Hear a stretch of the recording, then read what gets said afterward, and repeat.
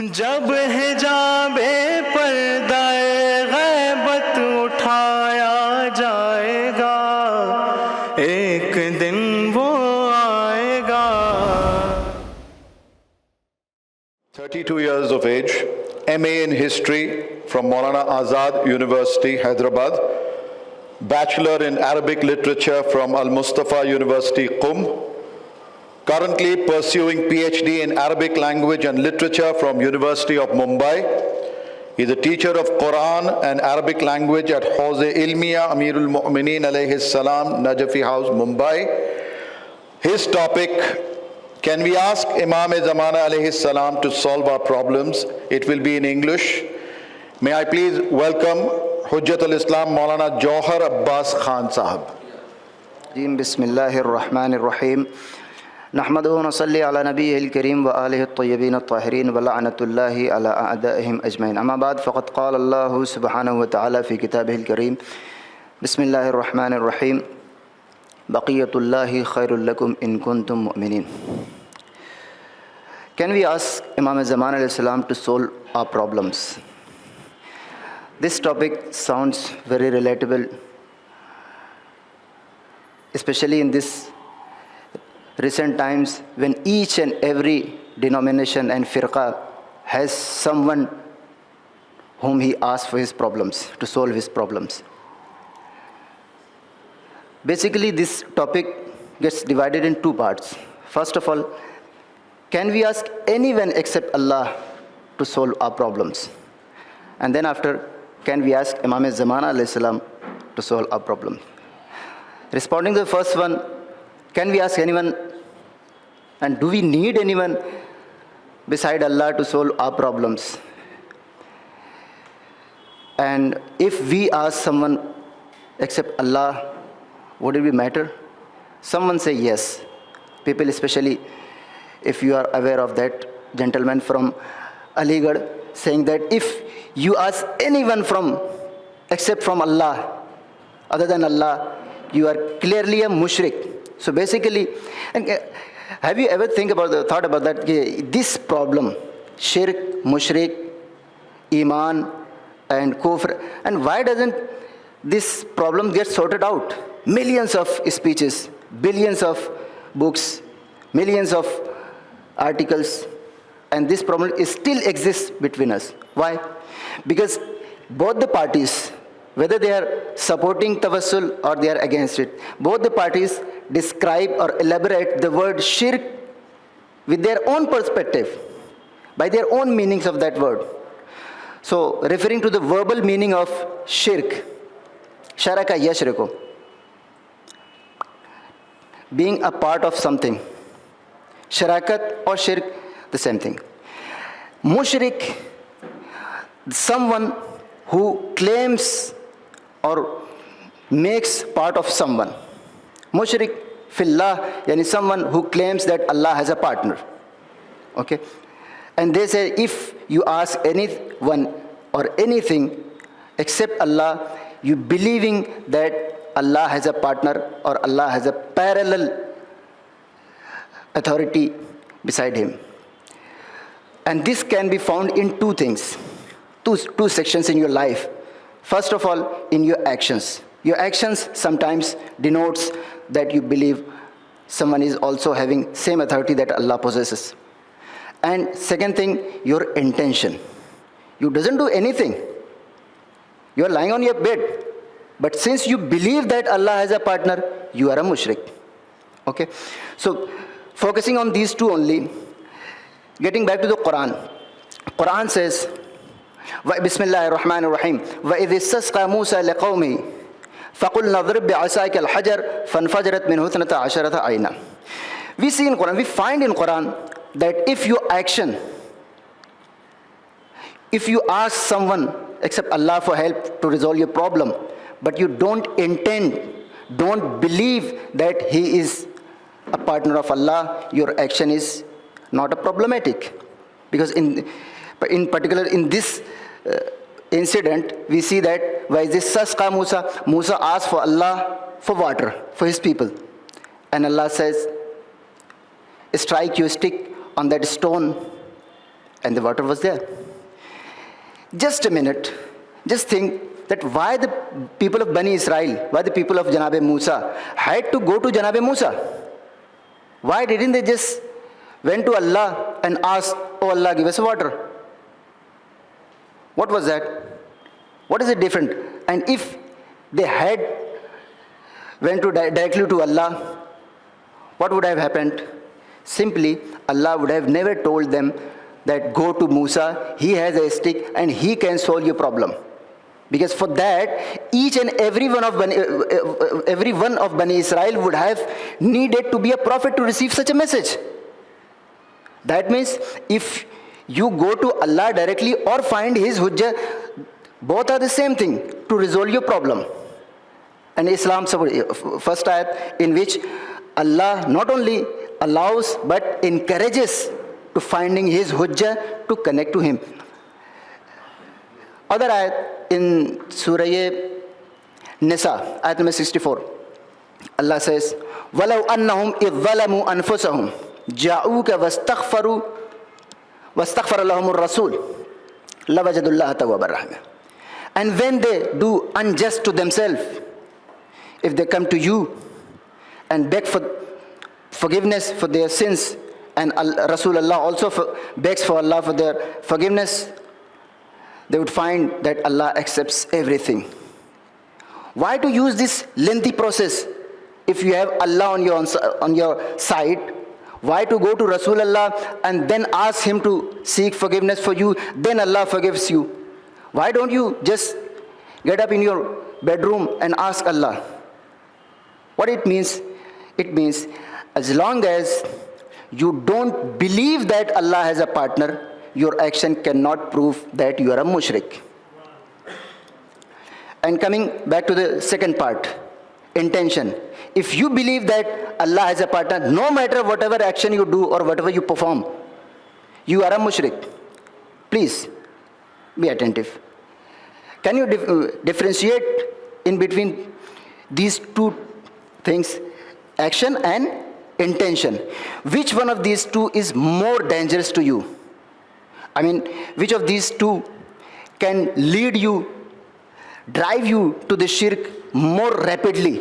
Obviously intention, because your action doesn't always necessarily takes you to the shirk. For example, if you ask me, please give me that paper, I give you. And if you don't intend that, if you don't believe that Allah has a partner, this action would not be labeled as a shirk.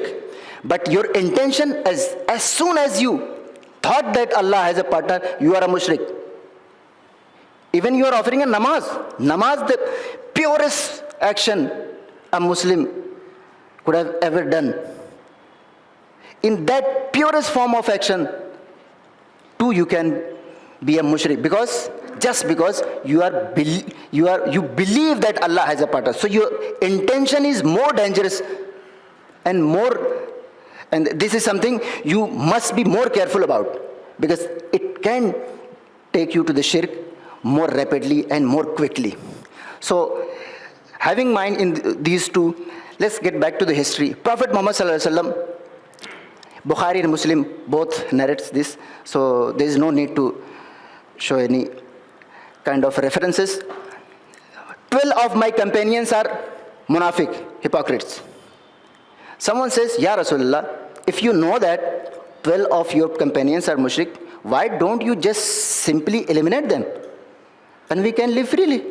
Rasulullah says, I can do, but if I eliminate them, people will say that, oh, Muhammad is killing his own companions. Please note and answer me, which problem? I said there are two forms of shirk.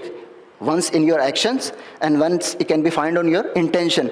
Which of these two were found in munafiqs? Was their action shirkful or their intention? Obviously intention. Munafiq, what is munafiq?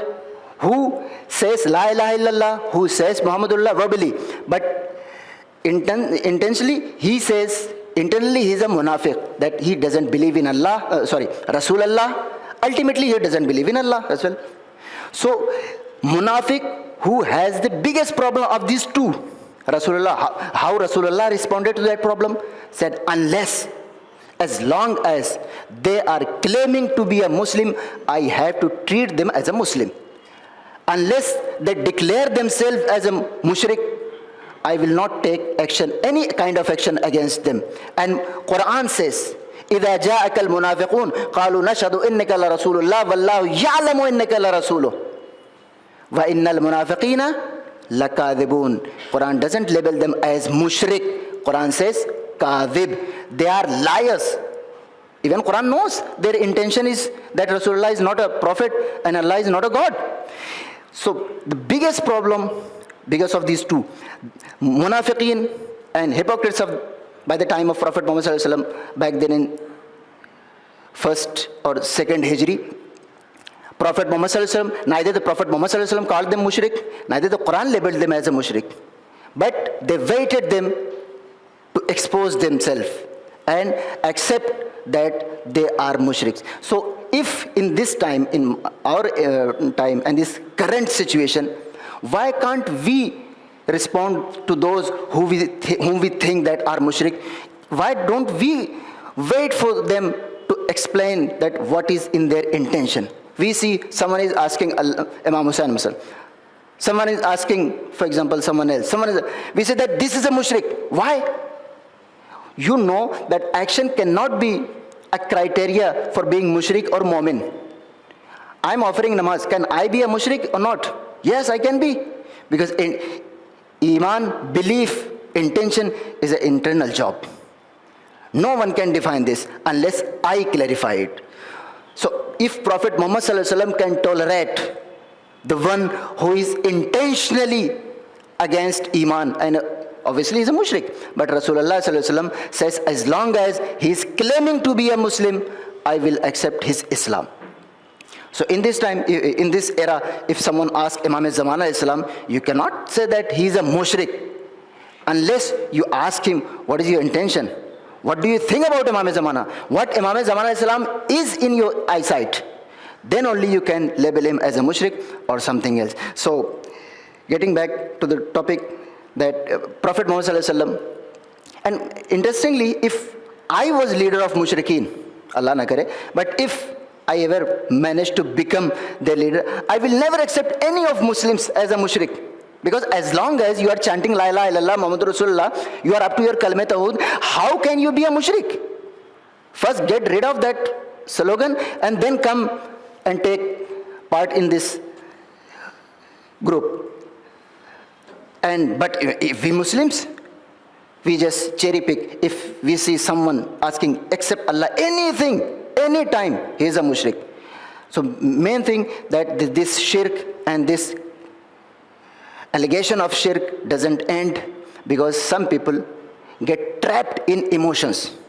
While asking for someone, they are emotional, and their opponent too is sometimes emotional. No, this is a shirk, this is a shirk. Now we have to stick to the Quran and stick to the Sunnah.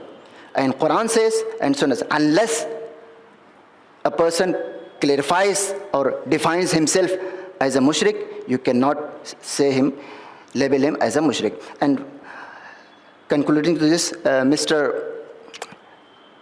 to whom I referred,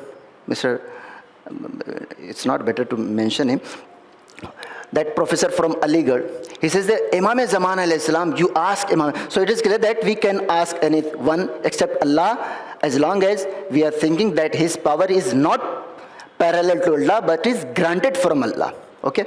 So Imam Zaman alayhi salam, if you believe that Imam Zaman alayhi salam, all the power he possesses is given by Allah, you can ask for your solving your problems.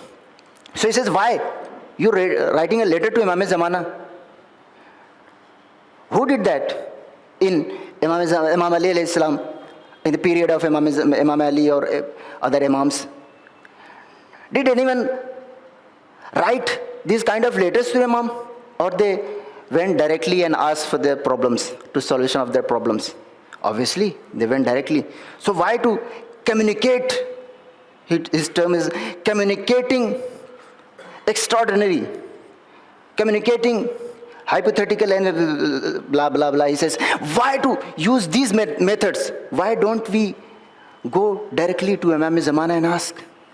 This kind of argument shows, and this kind of fallacy shows, you are unaware of basic of your concepts. Basic concept is what you accept, that fellow too accepts, that Imam Muhammad Baqir alayhi salam, Imam Raza alayhi salam, Imam Jawad alayhi salam, and in some narrations, Janabi Abu Talib and Janabi Zakaria. All of these 5 respected personalities have mentioned Bibi Janabi Fatimatu Zahra Salamullah Alaiha in their prayers. And while asking Allah for their solution of their problems, they always mention Bibi Fatima Zahra Salam. So on one hand, you are accepting that Aimma Tahirin have made Bibi Fatima Salamullah Alaiha their wasila in their tawassul. And on other hand, you say, why we communicate Imam Zamana Islam through letter? So this shows that you are unaware of your basic teachings, what you accept, but you don't know that these things exist in your own text. And finally, I would say that calling a man shirk, or calling a person who is asking from someone who is believed to be blessed by the grace of Allah, the grace of Allah and the power of Allah and the might given by Allah, is not a shirk. Brother, you are mistaking the basic concept. Allah and wajihan indallah are the two different things. Assalamu alaikum wa rahmatullahi wa barakatuh. Wa akhiru da'wana أن الحمد لله رب العالمين اللهم عجل لوليك الفرجه الشريف وسهل مخرجه المنير واكحل ناظرنا بنظرة منا عليه بر محمد وآل محمد صلى الله عليه وسلم. Jazakallah, Maulana. Thank you very much for your wonderful thoughts. Small token from Promised Mehdi to you. Summing up the speech by Maulana Jauhar Abbas Saheb, where his topic was, can we ask Imam Zamana to solve our problems? He very clearly elucidated, defined shirk and mushrik, gave a good example of Hujjatul of that time, Janab Musa alayhi salam, to prove his point. Thank you very much for your enlightening words. صدق الله العلي العظيم.